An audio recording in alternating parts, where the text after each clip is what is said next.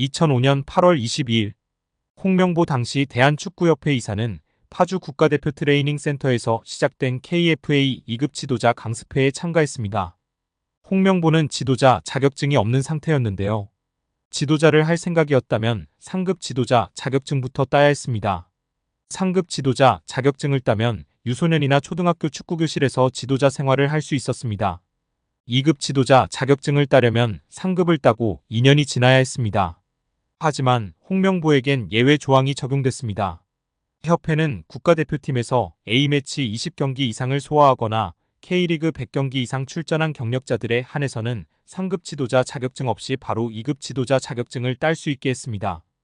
2005년 9월 26일 협회는 딕 아드보카트 한국 축구 대표팀 신인 감독을 보좌할 코치 중 한 명으로 홍명보를 택했습니다. 지도자 자격증이라곤 전무했던 홍명보가 2급 지도자 자격증을 딴 지 3주 만이었습니다. 자격 논란이 불거졌습니다. 2급 지도자 자격증을 보유한 자는 중학교나 고등학교 팀만 지도할 수 있었는데요. 당시 KFA 규정에 따르면 대한축구협회 1급 지도자 자격증이나 아시아축구연맹 A급 지도자 자격증을 취득한 자만 대표팀 지도자로 일할 수 있었습니다. 협회는 당시 지휘권을 갖지 않는 보조 지도자 역할이기 때문에 홍명보 코치의 1급 자격증 취득 여부는 크게 문제될 것이 없다는 입장이었습니다. 지도자 경력이라곤 지도자 수업 3주뿐이었던 홍명보는 국가대표팀 코칭 스태프에 합류한 역사적인 사건이었습니다. 홍명보는 국가대표팀 코치를 맡은 지 1년이 채 지나지 않아 2006 독일 월드컵을 치렀습니다. 홍명보에게 국가대표팀 코치로 지도자 생활을 시작해 월드컵을 경험하는 데까지 필요했던 시간은 단 9개월이었습니다. 누군가는 평생의 꿈이 될 수 있는 월드컵을 경험하는데 홍명보는 속성 자격증 취득부터 돈으로 살 수 없는 월드컵 코치 경험까지 정말 대단합니다. 이후에도 홍명보는 탄탄대로였습니다. 홍명보는 2006 독일 월드컵 후에도 국가대표팀에 남았는데요. 홍명보는 국가대표팀 코치로 2007 아시아축구연맹 아시안컵, 2008 베이징 올림픽을 차례로 경험했습니다. 2006 독일 월드컵 16강 진출 실패, 2007 아시안컵 3위 및 음주 파문, 2008 베이징 올림픽 조별리그 탈락 등 대표팀은 실패를 거듭했지만 홍명보가 책임질 건 없었습니다. 홍명보는 2008 베이징 올림픽을 마친 후 감독 생활을 시작했습니다. 많은 축구 팬들이 알고 계신 것처럼 2010 광저우 아시안게임에서 한국은 한 수 아래로 평가받았던 UAE와의 준결승전에서 연장 접전 끝에 0대1로 졌습니다. 한국은 이 대회에서 3위에 머물며 홍명보의 경질이 예상되었습니다. 그러나 놀랍게도 홍명보는 경질되지 않았습니다. 아시안게임은 금메달이 아니면 의미가 없는 게 분명했고 지난 2002년 부산 아시안게임에서 3위를 한 박항서 감독이 경질되었던 사례가 있기에 명분은 차고도 넘쳤습니다. 그러나 협회는 홍명보를 경질하지 않았습니다. 심지어 2014년 브라질 월드컵에서는 본선 1승도 거두지 못하고 탈락했는데도 협회는 재신임을 발표했었습니다. 결국 여론의 반발이 점점 커지자 기자회견을 열어 자진 사퇴했었습니다. 이후 협회는 2017년 홍명보를 행정총괄 책임자인 전무이사로 내정했습니다. 당시 홍명보는 행정 경험이 전무했었습니다.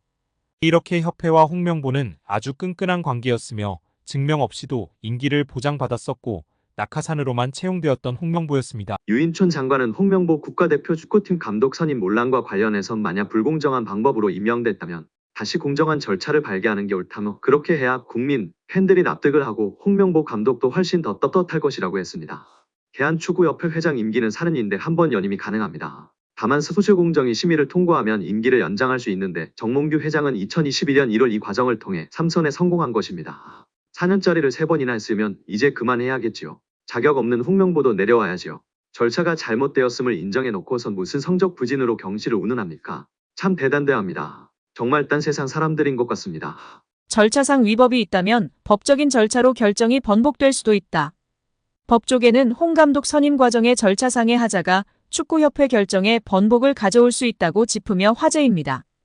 익명을 요구한 변호사는 절차상의 위법이 있다면 법적인 절차로 결정이 번복될 수도 있다면서 다만 축구협회는 사단법인이기 때문에 민사소송을 거쳐야 한다. 우선 문체부 감사에 따라 장관이 어떠한 권고를 내리는지 지켜봐야 할 것 같다고 밝혔습니다. 이임생 대한축구협회 기술이사가 이른바 심야빵집 회동으로 홍명보 축구 국가대표팀 감독을 선임해 절차적 정당성이 도마에 오른 가운데 협회 전력강화위원들의 동의를 받았다는 이 기술이사의 주장과 달리 박주호를 비롯한 정강위 위원들에게 동의를 구한 사실이 없다는 폭로가 나오며 화제입니다. 박문성 해설위원은 26일 자신의 유튜브 채널 달순의 라이브에 올린 청문회에서 박주호가 말하고 싶었던 진실이라는 영상을 통해 이 같은 내용이 담긴 정강위 제11차 회의록을 공개했습니다.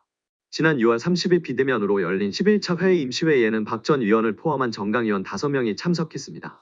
당시 감독 선임 작업을 이끌던 정혜성 전 전력강화위원장은 홍 감독과 다비드 바그너, 거스 포엣 감독 3명을 정몽규 축구협회장에게 추천한 뒤 돌연사임했습니다.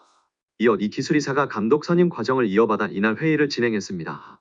회의록에 따르면 이 기술이사는 정 전 위원장이 최종 결정한 후보자 중 2명 포엣 바그너와 추가 심층 면접을 협회 이 기술이사에서 진행하고 면담 후 위원회에 그 내용을 공유해 최종 감독 선임 과정에 참여를 당부드린다고 말했습니다. 이에 한 정강위원은 진행 중인 내용을 투명하게 진행해 나가는 게 맞다고 생각한다면서 추후 그 진행 과정을 투명하게 공유해 주시기를 당부한다는 의견을 내놓았습니다. 또 다른 정강위원은 지금까지 그래왔듯 투명하게 면접을 진행한 것도 다른 위원들과 공유하고 의사결정을 진행한다면 문제없을 것이라고 밝혔습니다. 정강위는 이날 회의에서 정강위원장이 부재함에 따라 이 기술이사가 설명한 대로 현재까지 진행된 감독 선임 업무를 협회에서 투명한 절차로 후속 작업하는 것을 오늘 참여한 위원들 모두 동의함이라고 결론지었습니다. 회의록 내용을 종합하면 정강위원들은 이 이사가 감독 후보자와 심층 면접을 진행한 뒤 그 내용을 공유하고 감독을 최종 선임하는 과정에 참여하는 것에 동의한 것이라고 박 해설위원은 설명했습니다. 앞서 지난 24일 국회 문화체육관광위원회 현안 질의에서 이 기술이사는 홍 감독을 선임하는 것에 대해 박 전 위원을 비롯한 정강위원들에게 동의를 받았다며 독단적인 결정이 아니었다고 주장했는데요. 그러나 정강위원들은 이 기술이사가 최종 감독 선임 과정을 공유하는 것에 동의한 것이지 이 기술이사가 감독을 최종 선임하라는 것에 동의한 적이 없다는 것입니다. 박주호 전 위원은 지난 7월 자신의 유튜브 채널을 통해 감독 선임 절차의 문제를 폭로하는 과정에서 홍 감독이 내정됐다는 소식을 휴대전화로 접하고 놀라는 반응을 보였습니다. 이 역시 이 기술이사가 정강위와의 공유 없이 독단적으로 홍 감독을 내정하는 것을 예상하지 못했기 때문이라고 박 해설위원은 덧붙였습니다. 박 해설위원은 국회 현안 질의에서 정강위원들이 어디까지 동의했는지를 놓고 의원들의 질타했었는데 박주호 전 위원이 몇 차례 발언 기회를 얻었지만 21차 회의의 내용을 언급하지 못했다면서 내가 중요한 포인트를 말하지 못했다고 아쉬워했다고 전했습니다. 결국 최종 감독 선임 과정을 공유하는 것에 동의한 것이지 이 기술이사가 감독을 최종 선임하라는 것에 동의한 적이 없다는 것입니다. 이마저도 최종 감독 후보는 포엣과 바그너였습니다. 대표팀 주장 손흥민과 아시아축구연맹으로부터 잔디 상태와 관련해 지적받은 서울 월드컵 경기장이 콘서트 등으로 수십억 원의 수익을 올렸음에도 잔디 관리에는 상대적으로 적은 금액을 투자한 것으로 드러나요 화제입니다.